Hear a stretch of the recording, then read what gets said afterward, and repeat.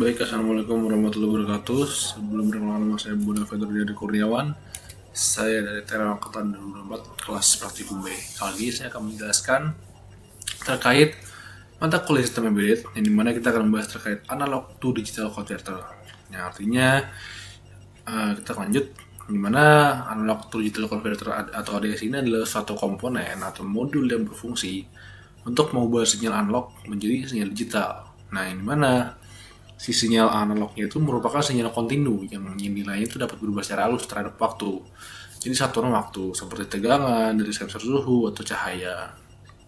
Dimana sinyal digital yang artinya kan kita mengambil sinyal analog terus kita konversi ke sinyal digital. Nah, sinyal digital sendiri adalah sinyal discrete yang direpresentasikan dalam bentuk angka biner atau 0 dan 1. Jadi 0 untuk 0 dan 1, jadi bahasa biner lah, dan juga bahasa digital. Nah, dengan adanya ADC ini, sistem digital seperti microcontroller dapat membaca dan memproses data dari dunia nyata. Jadi data real atau secara fisik itu bisa kita ambil dan bisa dibaca melalui metode ADC ini, teman-teman. Jadi ibaratnya data sensor atau data real itu diubah ke digital supaya bisa dibaca oleh sistem, seperti itu kurang lebihnya. Nah, kenapa sih ADC penting ini? ADC itu penting gitu di embedded system ini, dimana dalam sistem embedded ini banyak perangkat yang menggunakan sensor untuk membaca kondisi lingkungan seperti suhu, cahaya, tekanan udara, dan sebagainya. Nah, sensor tersebut kan biasanya kalau misalkan kita ngambil data sensor, berarti kan itu dia sinyal analog gitu kan, atau berbentuk fisik. Sementara microcontroller ini kan yang bisa kita pakai untuk ngolah itu kan dia memproses data yang bisa dalam bentuk digital. Nah, ini gunanya ADC ini tuh menjadi komponen penting jembatan antara dunia analog atau dunia asli dengan digital tanpa ADC. Dengan digital. Nah, tanpa ADC microcontroller ini tuh nggak bakal bisa memahami data dari sensor asli. Data dari sensor yang merupakan sinyal analog atau sensor muka fisik, sehingga sistem tuh nggak bisa berfungsi dengan baik. Nah, kita masuk ke konsep besar ADC-nya, di mana proses konversi analog ke digital pada ADC terdiri 3 tahap utama, teman-teman, yaitu ada sampling, ada quantization, dan juga encoding. Sampling itu artinya proses pengambilan nilai sinyal analog pada interval waktu tertentu. Jadi ibaratnya kayak sensor lah, kita kapan mendeteksi menggunakan sensor itu kita dapat data dengan beberapa waktu tertentu. Nah, itu sampling. Nah, bagian quantization adalah proses pembulatan nilai sampling ke level terdekat. Lalu lanjut ke encoding. Nah, encoding inilah proses yang cukup penting, teman, dimana hasil yang udah di bagian quantization atau hasil dari analog itu juga menjadi kode biner, dimana ketika proses itu bisa menggunakan sinyal analog yang kontinu diubah menjadi data digital yang dapat diproses oleh sistem embedded. Nah, kita kan ngomongin masalah bit, kita ngomongin masalah digital, berarti ada yang namanya resolusi. Nah, resolusi ADC itu sendiri menunjukkan tingkat ketelitian dalam mengubah sinyal analog menjadi digital, teman-teman. Nah, si resolusi itu ditentukan oleh jumlah bit yang digunakan oleh ADC. Nah, semakin besar jumlah bitnya, maka semakin besar level listrik yang tersedia, sehingga konversi yang dihasilkan itu menjadi lebih akurat. Sebagai contoh, di ADC 8 bit itu memiliki 25 level, sedangkan ADC 10 bit itu memiliki 1024 level. Nah, resolusi ini juga dipengaruhi oleh tegangan referensi atau VREF, di mana nilai resolusi ini seperti itu menggunakan rumus VREF dibagi dengan 2 atau 2 pangkat N dikurangi 1 dengan N jumlah bit. Nah, kita ngomongin masalah tegangan referensi, kita kan mempengaruhi variabel resolusi ini sendiri. Nah, di mana tegangan referensi atau VREF ini adalah batas maksimum tegangan yang dapat diukur oleh ADC. Jadi si ADC ini sudah ada batas maksimum untuk tegangannya seberapa, teman-teman. Nah, nilai VREF ini tuh menentukan tentang input analog yang dapat dikonversi menjadi nilai digital. Contohnya, jika VREF-nya atau tegangan referensi itu 5 volt, maka ADC itu akan mengubah dari 0 sampai 5 volt untuk menjadi nilai digital tertentu, teman-teman. Nah, kenapa sih VREF ini penting banget? Karena ketika kita memilih VREF atau memilih tegangan referensi, itu sangat bakal mengaruhi akurasi pembacaan, teman-teman. Akurasi pembacaan dari ADC-nya. Kalau misalkan nih kita ngomongin VREF-nya terlalu besar dibandingkan sinyal dari yang diukur atau sensor, nah itu konversinya tuh bakal menjadi kurang presisi, teman-teman, atau kurang akurat lah, bahasa seperti itu. Nah, mungkin cara kerja yang paling umum ya. Salah satu metode yang sering digunakan adalah SAR atau disebut juga successive approximation register, teman-teman. Yang dimana itu tuh cara kerjanya adalah dia membandingkan tegangan input dengan tegangan referensi secara bertahap menggunakan komparator. Nah, di ADC-nya itu dia akan nebak nilai ini bakal nilai digital nih, mulai dari bit paling signifikan hingga bit terkecil. Nah, proses ini itu mirip dengan pencarian biner atau binary search, sehingga konversi dapat dilakukan dengan cepat dan efisien. Nah, metode SAR ini atau metode Successive Approximation Registering itu banyak digunakan pada microcontroller karena memiliki keseimbangan antara kecepatan dan akurasi. Nah, kita masuk ke aplikasi nih. Nanti kita bakal bahas terakhir. Nah, ADC itu digunakan dalam berbagai aplikasi sistem pada embedded yang menggunakan sensor. Contohnya pengukuran suhu menggunakan sensor suhu, pengukuran intensitas cahaya menggunakan LDR. Nah, yang hari ini yang bakal kita coba adalah itu ada intensitas cahaya menggunakan LDR dan juga DHT teman-teman. Nah, serta pengulangan sinyal audio. Nah, selain itu ADC juga digunakan dalam sistem monitoring seperti alat kesehatan, seperti industri, perangkat internet atau IoT dengan yang dimana dengan ADC ini sendiri data dari lingkungan atau data dari fisik, data dari luar itu ibaratnya yang berbentuk analog itu bisa diubah menjadi informasi digital yang dapat dianalisis dan juga diproses lebih lanjut. Nah, mungkin sekian presentasi yang bisa saya sampaikan pada hari ini.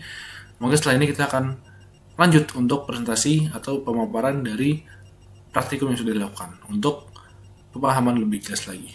Let's go. Oke, sekarang kita masuk ke penjelasan programnya.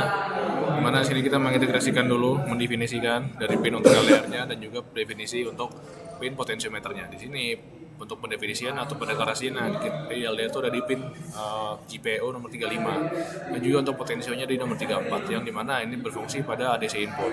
Nah, di sini kita menggunakan fungsi constanta float juga untuk tegangan referensi yaitu 3,3 yang dimana 3,3 merupakan salah satu tegangan referensi SP32 dan juga menggunakan ADC resolusinya 4095 yang menggunakan 12 bit untuk ADC-nya.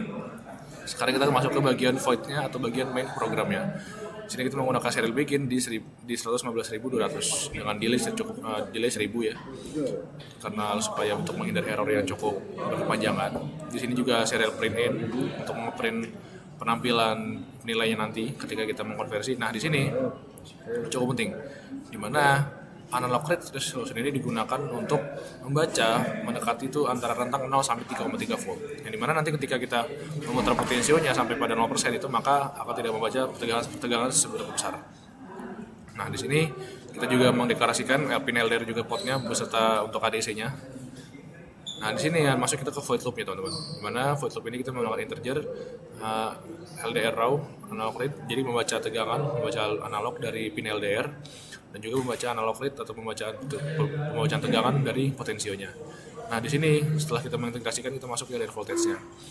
Kita menghasilkan rumus menggunakan rumus float, di mana untuk menghasilkan LDR voltage atau tegangan LDR, maka hasil pembacaan dari LDR raw ini itu bakal dikalikan dengan tegangan referensi dan juga bakal dibagi dengan ADC resolution yang sudah kita integrasikan di awal. Otomatis pembacaan tegangan bakal dikali dengan 3,3, habis itu bakal dibagi sama 4095. Nantinya itu bakal menghasilkan tegangan yang dihasilkan tadi. Nah, di sini itu juga menggunakan loop di if else-nya. Jadi ketika pembacaan sensor cahaya di bawah 1000 maka itu akan mengindikasikan dark. Tetapi ketika pembacaan sensor LDR di antara 1000 sampai pada 2800 maka itu akan masuk ke indikasi dim.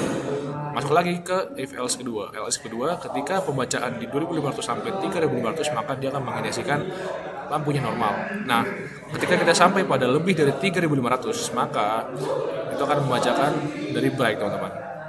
Nah, setelah pembacaan ini itu bakal di print in menggunakan beberapa rumus integer teman-teman. Oke, jadi kita menggunakan delay 500 supaya nanti ketika pembacaan tidak terlalu error dan tidak antrian untuk eksekusi program tidak terlalu panjang. Oke, sekian untuk penjelasan programnya. Oke, ini programnya kita scroll dikit aja berapa.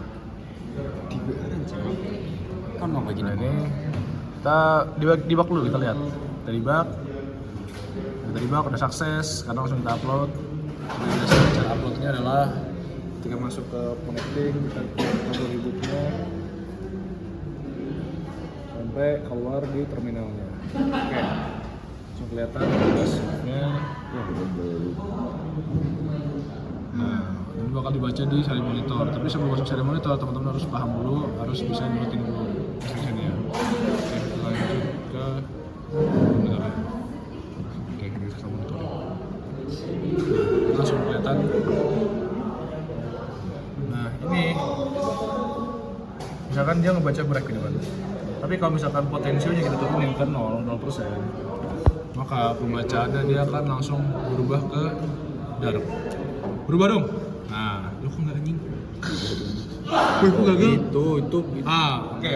Itu agak delay ya memang. Nah sekarang kita fullin lagi nih potensionya. Kita fullin lagi, terus kita coba lagi nih.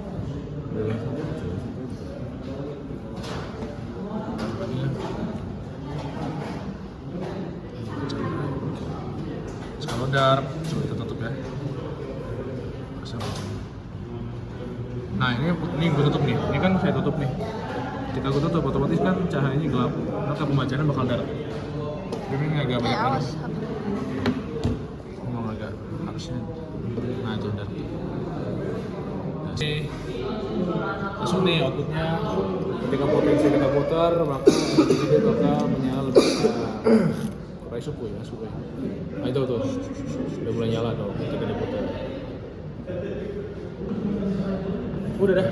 Oke tadi karena kita menggunakan sensor LDR atau sensor cahaya untuk melakukan pengkonversian data analog dari data ke data digital menggunakan ISP dan STM, kita menggunakan project atau menggunakan sensor lain, yaitu kita menggunakan thermocouple untuk mendeteksi sensor suhu menggunakan microcontroller ISP. Nah ini terlihat teman-teman bahwasannya data yang didapat dari thermocouple itu bisa langsung dimasukkan ke data digital, di mana data digital ini bakal diproses oleh ISP dan itu ISP bakal mengindikasikan menggunakan LED-nya. Jadi ketika suhunya makin rendah maka LED-nya akan makin redup teman-teman. Nah itu dia untuk membuktikan bahwasannya data tersebut sudah menjadi data digital.